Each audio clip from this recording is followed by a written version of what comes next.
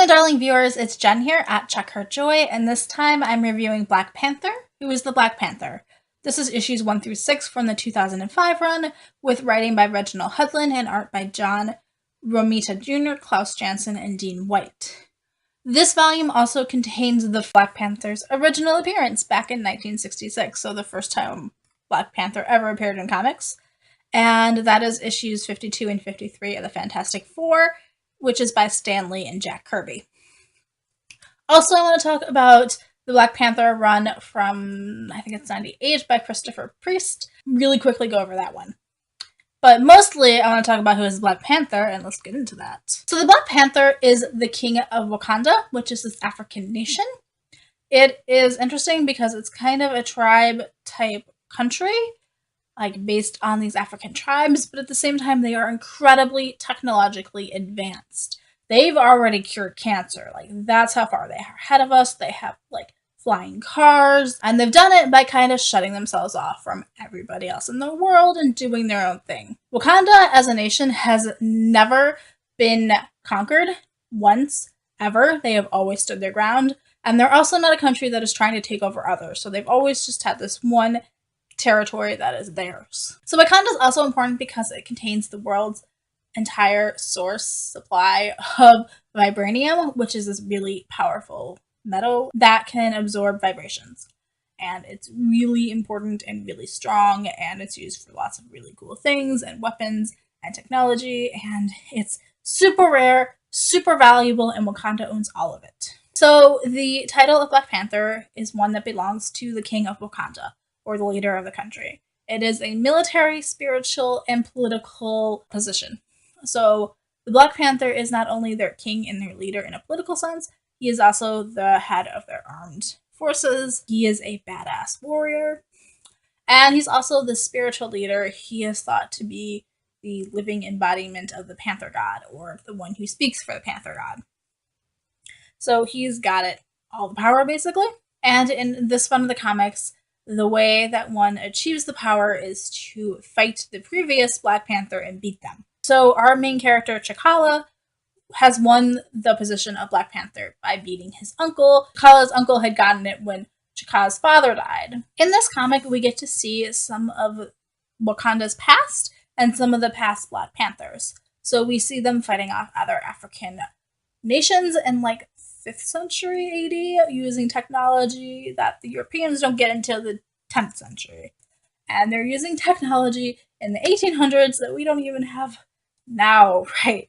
One of the previous Black Panthers also beat the crap out of Captain America once. So like Captain America went into Wakanda trying to get these Nazis that the Black Panther had already killed, and so the Black Panther and Captain America just start fighting each other because they're not communicating. Black Panther thinks that Captain America's trying to take over Wakanda and just like kicks his ass. Like, that's how awesome he is. On the whole, Black Panther is a pretty kick-ass character. So the current Black Panther is T'Challa. And one important thing to know is that his father, T'Challa, was murdered by this evil villain, Klaw. And when that happened, T'Challa was present, and he shot Klaw's own gun at Klaw, and Klaw ended up losing his arm. And I got this new attachment, which is actually a Klaw now. And Klaw wants revenge on T'Challa for taking his arm and also almost messing up his assassination attempt. Even though he did go through with it, he kind of wanted to throw in some extras and be all neat and kill all of the royal family, and it didn't work because T'Challa just like kicked his ass, even though T'Challa was like 10 at the time. It's pretty awesome. T'Challa's family also consists of his mother and his sister, and the sister wants the power herself. Like, she originally was going to fight the uncle to become the Black Panther. Mostly, you need to know that T'Challa is a really awesome kick-ass warrior with mad skills.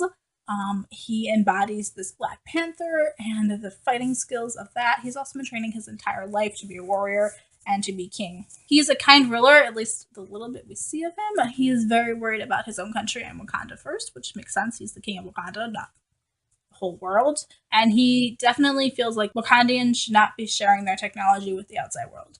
Like, the rest of the world is not ready for it. T'Challa particularly doesn't like all these big businesses that put profit first, and that they would just make a mess out of everything. Like, they got all this super awesome technology, they were just going to use it to use weapons and wipe each other out and make the world wars and exacerbate global warming. Wakanda is also pretty ecologically friendly. Like, they use solar power and water power for their electrical needs rather than burning coal and fossil fuels. So they are awesome like that. And a big part of Wakanda's economy and infrastructure is mining the Vibranium out of this sacred mound where all of it comes from. So the story itself, part of it is told through the US government as they are trying to figure out whether or not Wakanda is a risk, especially as they get a new leader. Like, what's this new leader going to do? They have so much technology. They are so much advanced than us. If they decide to attack us, do we really stand a chance? So we have the US deciding whether or not they should go in there and try to take them out while everything's in chaos with the new leader, or if they should, like, sit back because this guy's got tons and tons of power. And then we also have Klaw teaming up with a bunch of other villains, and together they want to take out T'Challa, partially for Klaw's personal reasons of having a vendetta against T'Challa for taking his hand, but also so they can gain the country and its resources and its technology, and particularly the Vibranium, which they could then use to take over the world and do tons of devious evil things because they're villains. So the art in here is what I would think of as being typical 2000s art. I like it. It's got lots of cool colors. Things are fully developed. It's pretty obvious what's happening. I love this art style. Also, there are tons of really cool fight scenes, which normally I'm not a fan of, but it totally works in this run and the way that it's presented and everything. So, taking that. There's Cap getting his butt kicked. I love it. So Wakanda and the Black Panther are pretty awesome and important because a African-American superhero, which we totally need, and the fact that he is totally kick-ass, and also the fact that Wakanda is self-sufficient and doesn't need us. It's totally amazing and fantastic, and I love the Black Panther. I kind of wish we got to know T'Challa more personally. So in these issues, we have a lot of people talking about the Black Panther rather than us actually seeing the Black Panther for himself. Like, we see how the US government and how the villains think about him more than we see the Black Panther actually doing his own thing. Although we do have that a little bit.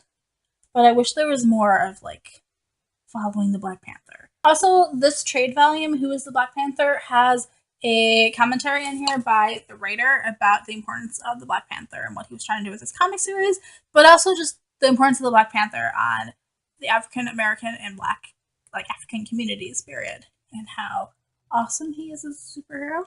So I love Reginald Hudlin's version of the Black Panther. I think it's totally kick-ass and interesting, and I love it. I am all psyched for the movie coming out.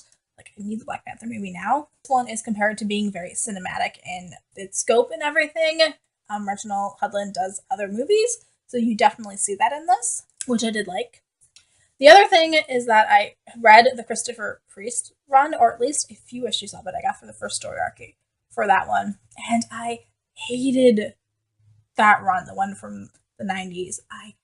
It was awful. It's all over the place, and you've got a white man telling the story in a very condescending kind of tone, and he's the guy who's telling the story is an idiot.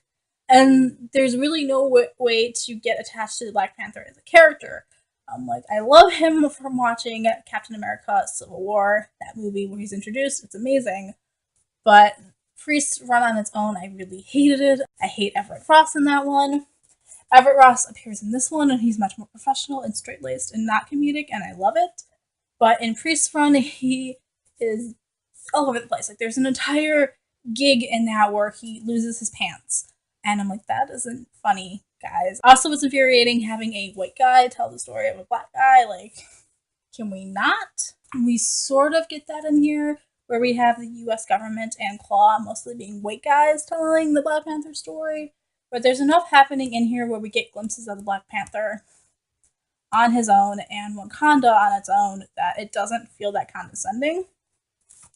So on the whole, this run, it got 4 stars for me. Whereas Christopher Priest's run, the few issues I got through, I think it was maybe 10 of them, which I didn't even read all the way. Like, I started speed reading Priest's run. I was like, I can't do this. So that one got 2 stars from me. So one of these I really loved, and one of these not so much. And then the last run of Black Panther that I want to go over this time is the original 1966 appearance of the Black Panther in the Fantastic Four comics, issues 52 and 53, with writing and art by Stan Lee and Jack Kirby. So old school comics. The first issue has the Black Panther mysteriously inviting the Fantastic Four to Wakanda. And once they get there, the Black Panther starts systematically taking each of them out. Like, it just starts attacking them with no warning. And it's really awesome because we get to see all these kick-ass scenes where the Fantastic Four is just getting their butt handed to them by the Black Panther. But on the other hand, the Black Panther is cheating, and he's using technology to take the Thing's power away from him. Basically, the Black Panther's cheating. And so it feels a little bit contrived and a little bit not cool on his part. But still, it's a really awesome scene where he's taking on 4 people. And then the second one, issue 53, we get to hear why the Black Panther did it all. Like, he starts telling his story, and here's what happened. So the Black Panther basically did it to prove his strength and his awesomeness and his warrior prowess. Like, there wasn't enough of a challenge for him where he's from, so he had to take out the Fantastic Four, I guess. So in the storyline, there is also Klaw showing up in this issue, and he is attacking Black Panther and Wakanda. He wants to take over, avenge T'Challa for taking his arm, and also he wants the Vibranium. So he's trying to take out the Black Panther and take over Wakanda, and he does that by creating these living creatures from sound. And they are gigantic behemoths. Like, there's this elephant, there's also a giant ape they have to take out, and so the Fantastic Four end up helping the Black Panther immobilize these monsters he created out of sound, where the Black Panther goes after Klaw and shuts the machine down and stops it. So as for the Stan Lee and Jack Kirby introduction of the Black Panther, I think it's awesome. See, so you kind of got to take everything with a grain of salt. That, like, it's a bit weird and a bit out there, but that's, I think, what most of Stan Lee and Jack Kirby's stuff was at the time. Like, you're having to pump out all these storylines for all these different comics all at once, and you're going to come up with some weird stuff. But the Black Panther is in here. He's fully formed. He is the Black Panther that we know now, for the most part. And there are problematic parts of it. A lot of them are addressed, though. Like, the Thing will say something problematic, and then Richards will, like, stop him and be like, hey, you can't say that. That's ridiculous.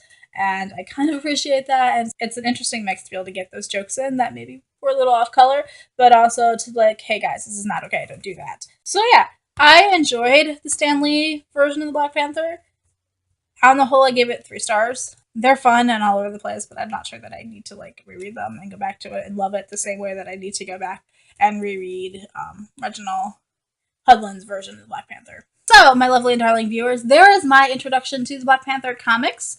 3 different runs of that. I'm going to keep reading some of the others and posting reviews of them in the coming weeks while I get psyched for the Black Panther movie, because that's really why I'm reading comics, honestly. So let me know in the comments below if you've read any of these runs of Black Panther, if you liked them, if you don't like them, what other run should I be reading?